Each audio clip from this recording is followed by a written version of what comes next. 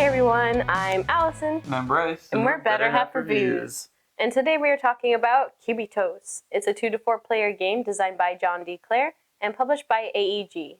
In Cubitos, you're rolling dice and racing around the track to see who comes in first. Alright, let's check it out. This is a setup of Cubitos.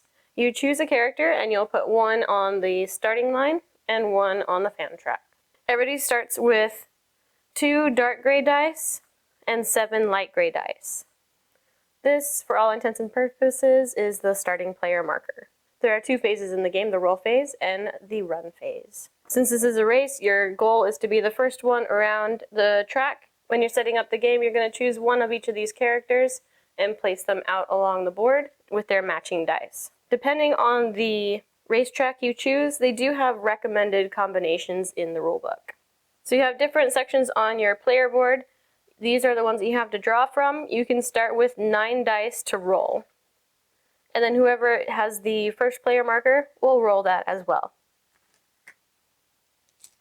Everybody will roll at the same time. Any dice that you roll that have symbols, you can move into your active pile. And you can choose to roll again. Move them over to the active pile. Once you have at least 3 showing symbols, you can choose to stop. And you can utilize those in the round. But if you want to push it, you can roll again. And keep going if you want to.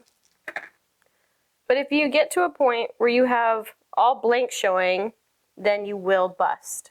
Then all of the active dice are discarded, and you can choose to discard any of the roll dice if you want to. Say that I do bust. Anytime you do, you will move your other meeple up the fan track. And as you go up the fan track, other times you bust, there may be bonuses you may gain. So if I move up to the next one and bust, I will gain a coin. The next time I bust, I will gain a coin and the hand symbol, which says +1, which will allow me to roll up to 10 dice whenever I'm doing the roll phase. However, let's say that we didn't bust, and let's take a look at our dice that we have available. Once you're done rolling, you will switch to the run phase. When you start the run phase, you'll first resolve any abilities on the dice. You'll determine how many coins and movement you have. And then you'll move on to moving, buying cards, and then finally discarding. So here, we don't have any abilities, but we have 6 coins and 1 movement. When you move, you can't go over water unless you have a card that says so. So you have to stick with the green and brown patches. So if we move here, and we only have 1 movement, which is the foot symbol, we ended on something with a bonus, which says 2 money. So we can gain 2 money. Whenever you roll dice that have the money symbol with a circle around it, that is only available for this round. If you have a die that has a square symbol and you roll it, that means it's money that you can keep from round to round, such as the coins. Now that we've completed our movement, we can use our coins to purchase new dice. We have 6 coins that we rolled, and 2 extra coins if we choose to use them. You can buy up to 2 different dice per round. So here I might choose to buy a Smelly Cat, which has an ability that gives me extra movement, and a Rich Dog, which can be some extra coins. And whatever dice you do buy, go into the discard pile. And that was a total of 7 coins. So I have 6, and then I'll choose to spend my extra token for 7. So they are used and they are discarded. So after you've completed the run phase, you're going to flip back over to the roll phase, and then the special die will get passed on to the next player. And now you need to reload up to 9 dice. So I don't have any more to draw from. I will move my discard pile over. And now I can draw up to 9, and then you'll start back over. There are also various bonuses on the map. You can gain coins, you can lose a dice, you can also go up on the fan track. Other maps might have different bonuses, and you will only get a bonus if you end on that space after you're done with your movement. Alright, so let's say this is the race and we are really far behind. We're right here and the leader is all the way up here. If you'll notice, there's these different fence posts, and that's kind of an extra marking, so the leader is 1, 2 fence posts ahead of where we are. That lets us have 2 extra dice for that round. So instead of just rolling the 9 like usual, we get to roll 1, 2 extra die. So hopefully that'll help us catch up a little bit. If you do happen to have it where you are going to move on to the same spot as someone and end there, that is allowed and you can stack. And since it's a race, the goal is to cross the finish line first, finish out your movement entirely. Other people can finish at the same time as you, but it's whoever went the furthest is the winner. And if only one player crosses the finish line in a round, then they're automatically the winner. And if someone were to tie for the win, you'll have to take another lap. Another option you have, if you want to add extra movement, you can spend 4 coins for 1 movement. So I just wanted to show you some of the cards. So there's the Smelly Cat that can gain you extra movement. And note here on the cards, it shows you how many blank faces there are and what other symbols are available. And the cost for the cards are up here at the top right. This one can help you get money. If you roll this special symbol, it allows you to do this power. So you'll gain 3 money, and then you'll have to lose this card. This one's got some special abilities, depending on whoever has the most red available. But yeah, so there's different abilities that are available, and then the special symbol lets you do whatever that action may be. And there's even dice that cost up to 12 and only have 1 symbol available. You have these little boxes, and on the side of it, it also shows you what symbols are available and how many empty spaces there are. And when you're done with the game, you simply pull up the tuck box, slide it in, and that keeps the dice in there too. There are also other maps available, so this one has a lot of water. And there's this one, and on the back of this is another map. All right, so that's how you play the game. Let's talk about how we feel about it. Bryce, what are some of the pros? So I really like the dice and the different components that come into the game. I just like how each dice is unique and has, different sides and different abilities. In different colors. And I like how there's, the different cards that correspond with the dice. So each game is going to feel a little bit different. I like that in the rulebook they have the different tracks laid out. And then they say, well, this combination would be good, or that combination would be good. And you'd think, well, it would probably sound the same. But from game to game, when we use the different cards, I could see how it was a very different game. Some of those later tracks that we used, and you'd have different strategies. So yeah, this game is like deceptively strategic. You think, yeah, you're just chucking dice and moving on and going, but no, there's strategy with like trying to bust more often to get some more bonuses, and trading out and buying certain dice at different times, and like when to lose dice. It's very strategic. Yeah, it's not your average just roll dice and push your luck type of game. Like you said, sometimes you want to bust. We were playing a game where one of the cards was like, move half as much, like half the number you were on the fan track.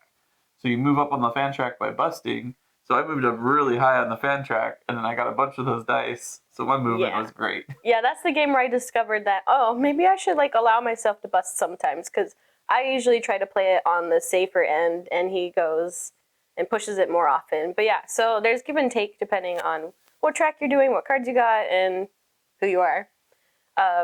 So something else with that, like the boxes that come in this, when we first saw it, I'm like, okay, these are not going to be that great. Are they the sturdiest thing? No. But I do like the ingenuity of it, where it's like really easy to just open it up, pour out your dice, put them on top, and there you have it. But there's some boxes that don't hold everything very well, like the money boxes. So, I mean, that's my small complaint with it, where it's like, we really didn't need these, but I do enjoy having them, and that it has like what's available on that dice. Like there's this many with those symbols and this many blank sides. Super helpful, especially for families. I do agree with you that I think the boxes were a good idea, just not necessarily executed in the best way. I think, like you said, they are a little flimsy, and then with the insert in the actual game box, you can't like fit all the boxes with it without like putting some under the game like insert thing, or without getting rid of the insert completely. So I don't know. I feel like it just wasn't completely thought through, but I do like what they're trying to do with it. Yeah, and I feel like if they made it any fancier, then the price point would have been a lot higher for the game. So I appreciate for what it is, and it's like, yeah, I didn't need it, but I like it. All right, so let's move over to the cons. So what are some of the cons for you? So we already talked about the boxes. I would say one of the cons are actually the board. So, you know, on other games you'll have like a finish side around the edges. The edges of this are all just cut. And I feel like they're more prone to damage and getting lifted, and it's hard to tell which side of the board actually opens, like where. And so I feel like it's more prone to damage and getting smacked up a little bit because it doesn't have a finish edge on any side. And for me, the biggest con was kind of those boxes and how they fit overall into the storage box.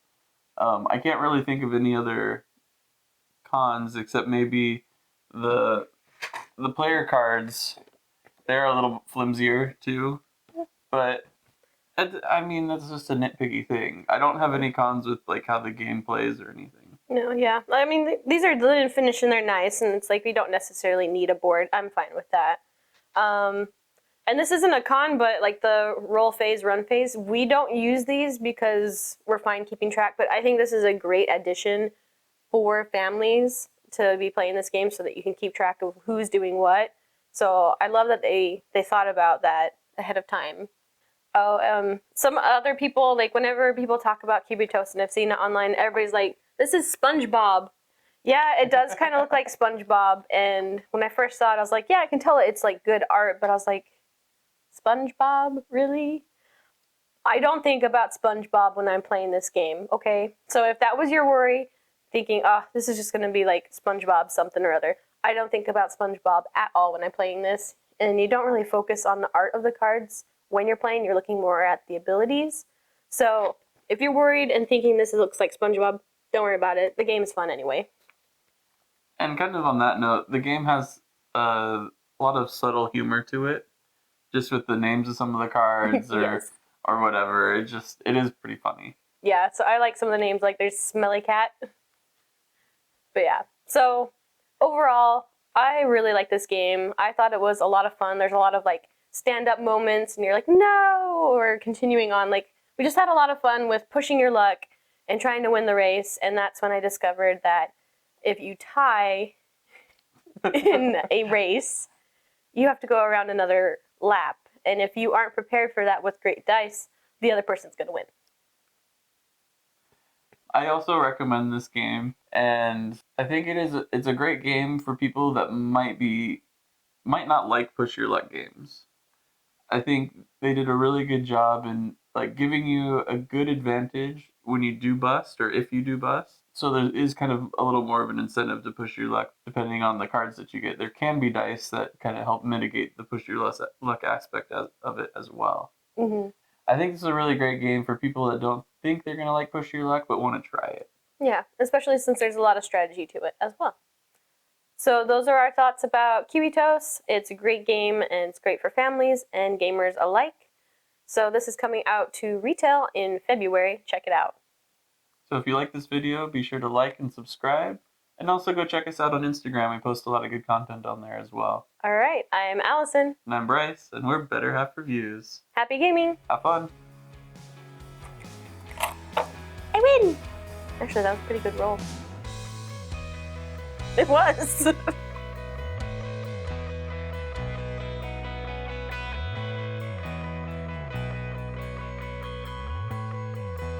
We're Better Half Reviews. I was going to be like, Cubitos.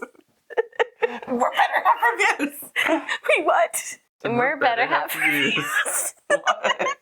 You can't look at me. I look at you every time we say that. I know. And we're Better Half Reviews. Guys, you don't need to make me laugh more. I'm already red. I'm not trying to make you laugh. I was trying to figure out what that word was. I can do this. We're Better Half Reviews.